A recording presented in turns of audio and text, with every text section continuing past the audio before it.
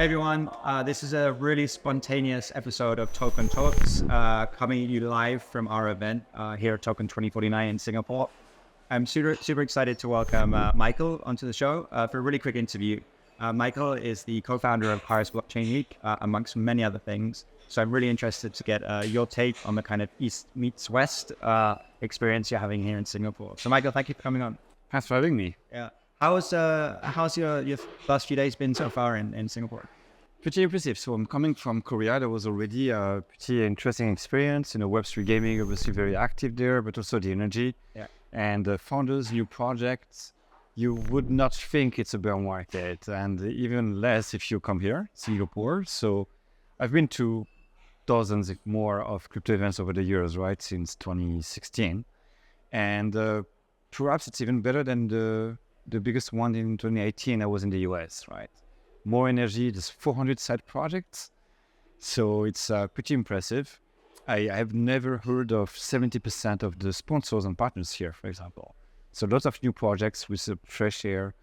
Lot of bridges between Web2 to Web3, which is a topic that is very important for me. So pretty exciting. Amazing, yeah. And when you come to an event like this, do you feel inspired and kind of take ideas home with you you obviously got a big event coming up in April. Yeah, for sure. We try to get inspired by the best events, and also with the talks we have, okay, what are the latest topics, what are the main challenges or hoops from the partners coming in, and also try to evangelize a conference to other speakers, and also try to get more people from Asia to come and visit us. Of course, yeah, well, we will definitely be Great to have you. Thank you. So I guess you mentioned that there's a kind of a lot of buzz, a lot of activity during Token this week. What are some of the kind of key projects or things you've seen that really interested you? Yeah, it resonated with me. So I had a lot of very small meetings, but I bumped into 2 or 3 gaming company. Most were Japanese. I'm sorry, I don't remember the names, but they were on the education side of things, right? Bringing Web2 gamers to Web3 by learning in the game how to mine, stake, buy NFT, resell them.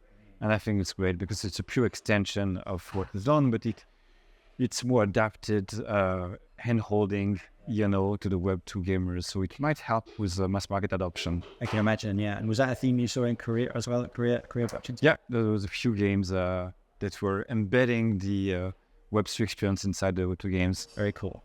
And I know when you're not very busy organizing Paris Blockchain Week, you also invest. Can you share a little bit about some of the things that you're looking at the moment or the investments you've made recently? That'd be really interesting. Yeah. So I have a small fund. We're doing mostly angel checks between 100K to 200K, like pre-seed, seed. And we try to bring our micro contribution to the mass market adoption by focusing on companies that are bridging B2B2C in Web3, right? But to be honest with you, now with the bear market, there's less projects going on, but still we do, for example, we did Xverse recently, which is the main Bitcoin wallet. So very interesting with the Ordinals.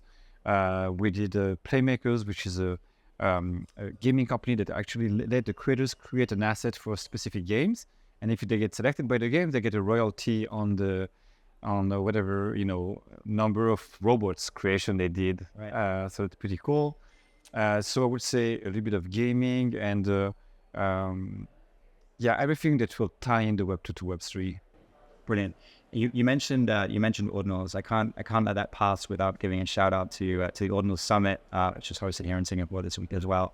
I thought it was a really great example of builders, creators coming together around something that's so new, and the conversation I think around that event was just awesome. And I had no idea you're involved with XCS. Yeah, I love the team and I think great potential. I'm a huge fan of Bitcoin. I think it's the currency. Yeah, agreed.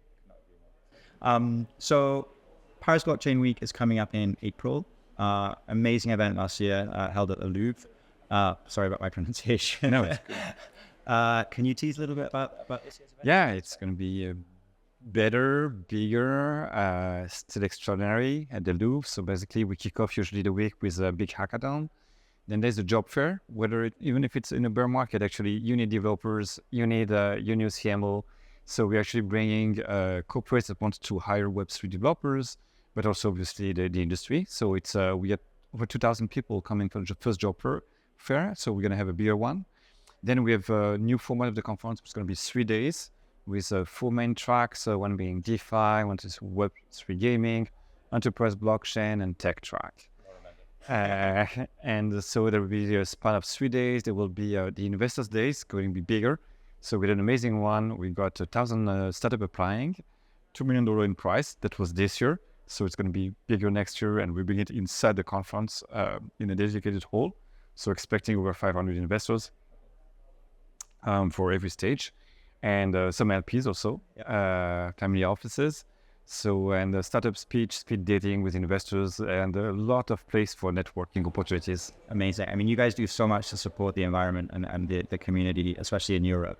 And I'm a really big fan of the event. Thank you. I'd be really interested to get your take on any of the key differences. I mean, we're here in Singapore in the East at a big crypto event. Do you see any really big differences between an event like this on this side of the world versus over in Europe? Yeah. So I think they're doing an amazing job for the community, developer, DeFi project here. And there's a lot of new projects, a lot of tokens. We're more B2B, perhaps, right? So in Europe, we have more corporates coming. We have the fashion brands. We have the luxury brands coming in, and automakers that wants to discover. So until now, the most crypto events are very incestuous, right? Crypto working with crypto, which is great because you need to go fast and have your first proof of concept. It's easier to do it with someone who understands your lingo.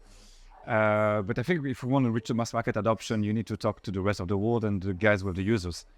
So it's why we try to be a good place for blockchain meets Web2 and the real world. Yeah. And so we have hundreds of brands coming.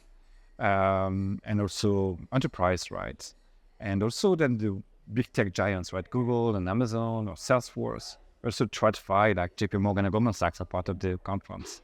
Yeah, brilliant. It's something I noticed about last year's event was that there's a really big Web2 presence, and seeing Web2 come together with Web3, couldn't agree more. I mean, that's how we're getting adoption, right? People need to be experiencing the blockchain without knowing about doing it. Listen, I know you're a really busy guy and you got lots on today, so I just wanted to say a huge thank you to you for coming down to say hello. And we should definitely talk more about Paris.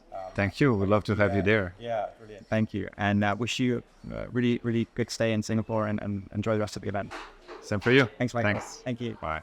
Big thank you to Michael for coming on to this spontaneous edition of Token Talks. It was really great to share perspectives about East versus West when it comes to crypto events and conferences.